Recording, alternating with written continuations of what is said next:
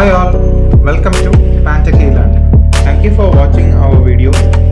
If you like this video, kindly click on the like button and share the video to your friends. Don't forget to subscribe our channel. We have seen a lot of type segmentations like ROI, like the region, app, then K-means, SFCM. Now among that, this watershed is also a type of segmentation which is particularly used for creating the global parts in the form of a particular image, and it can also be taken in the form of an morphology technique. So this kind of functions only it completely applies inside the watershed segmentation. So here inside this watershed segmentation we'll be just going on with marker control. So the objective of this particular video is to do a watershed segmentation with the help of the marker control for a particular image. So first, what is watershed segmentation? So this segmentation, it is a region-based morphology technique which has been applied in the form of a seed point. The terminology seed point we must have been heard inside the part of region growth algorithm. So from that same application only the watershed also will be applied. So here the background as well as the foreground we will be able to collect it in the form of an object. Okay, that is the main objective inside this watershed while compared to the region. So region means the particular regions where that particular changes and the ROI lines will be applied. Here that entire colored labels can be changed for each and every position of an object where it has been detected. What is the particular marker usage? Like the marker control we have mentioned it.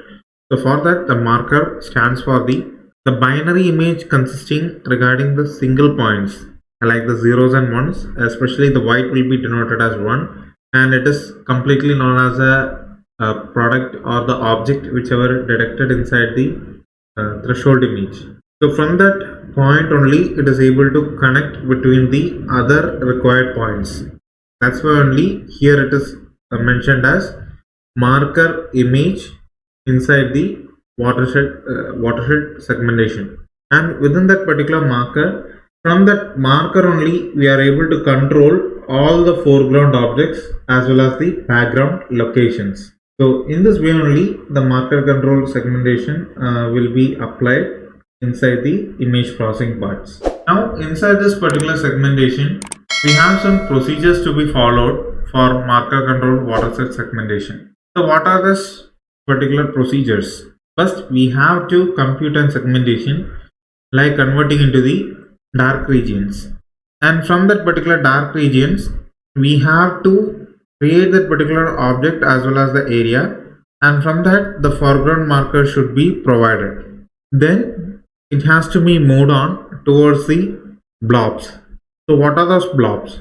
Blobs are nothing but identifying the shapes inside that particular objects. So for example, so if we are taking this as an image and we are providing some sort of objects, so this and all considered as the objects over here. Now the segmentation will be applying.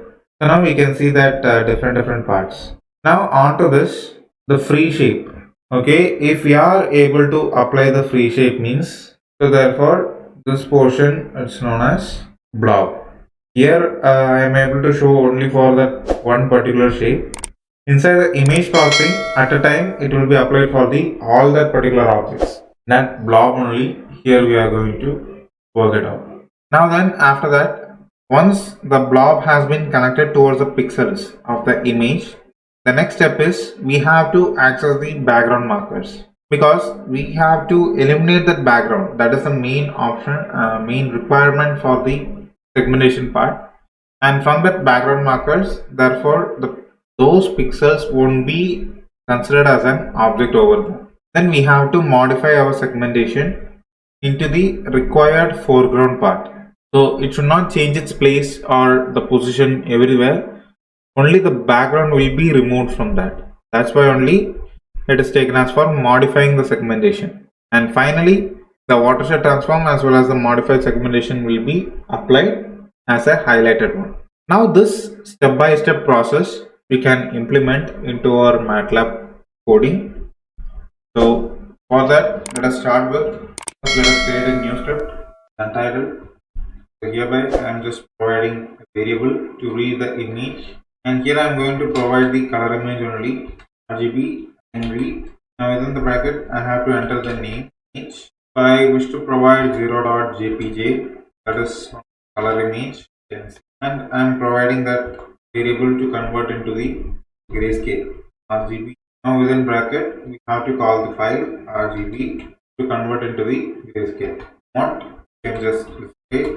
Now after that we have to just move on towards the gradient part. So where that gradient will be stored, inside that watershed, the most important part is for the gradient.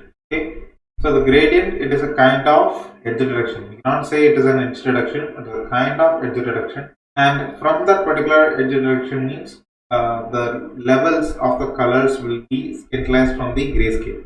Okay, only the borders and its patterns will be surely right. So for that I'm just applying E equal to Im gradient. Now the grayscale image only we are supposed to provide for it. Then you can just, so now the gradient image also will be. Next is we have to apply the watershed for the gradient image. So now the objects, the shape, and at the same time its background and foreground also, it will be able to separate it. And this will be completely in the form of RGB mixed color. Okay, so through that only the labeling will be applied. So the label RGB, the watershed, both must be combined over here. So for that, let's start. Watershed will be the command which we will be using for the watershed station. Now the gradient image we have to provide. Now from this I have to apply it for the label to RGB, and before that you can see what will be the output only for the watershed. So I am sure there are many chances for the blank one.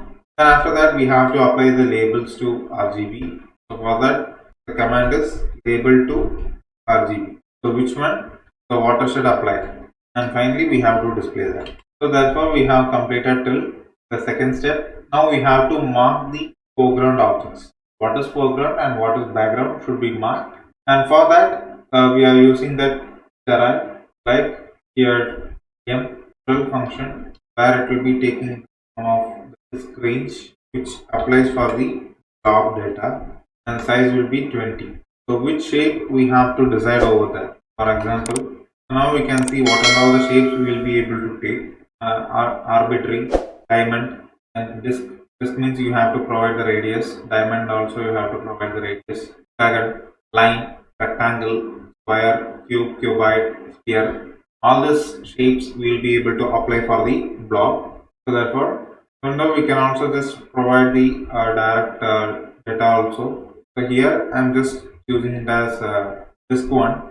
So the diameter of the radius of 20. Now I have to open that image. So which image means the gradient one, because the gradient image we have to open and we have to apply on it. So for that I have given the variable in open which means the gradient, and along with the gradient this disk shape also should be applied. Now therefore it will be applying that shapes, and we can just say that. Thank you for watching our video. If you like this video, kindly click on the like button and share the video to your friends. Don't forget to subscribe our channel.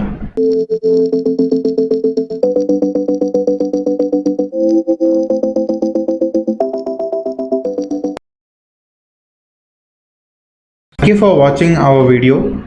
If you like this video, kindly click on the like button and share the video to your friends. Don't forget to subscribe our channel.